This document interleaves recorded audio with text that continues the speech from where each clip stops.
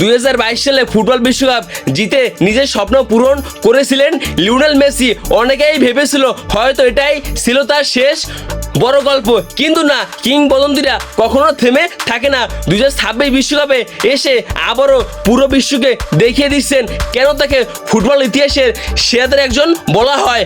মাঠে নামছেন, গোল করছেন, রেকর্ড ভাঙছেন, আর প্রতিটি ম্যাচ সরিয়ে দিচ্ছেন নিজের সেই চিরচেনা জাদু। আলজেরিয়ার বিপক্ষে হ্যাটট্রিক, অস্ট্রিয়ার বিপক্ষে জোড়া গোল, মাত্র 2 ম্যাচেই 5 গোল করে গোল্ডেন বুটের দৌড়ে সবার উপরে অবস্থান করছেন লিওনেল মেসি।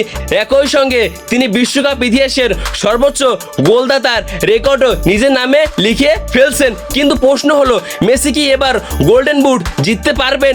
লড়াইটা মোটেও সহজ নয়, কারণ পেছনে আছেন কিলিয়ান এমবাপ্পে এবং আর্লিং হ্যালান্ড।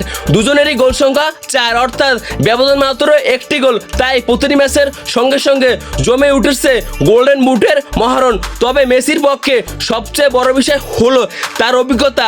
বড় মঞ্চে কীভাবে পারফর্ম করতে হয়, কীভাবে দলকে এগিয়ে নিতে হয়, তা তিনি বারবার প্রমাণ করেছেন।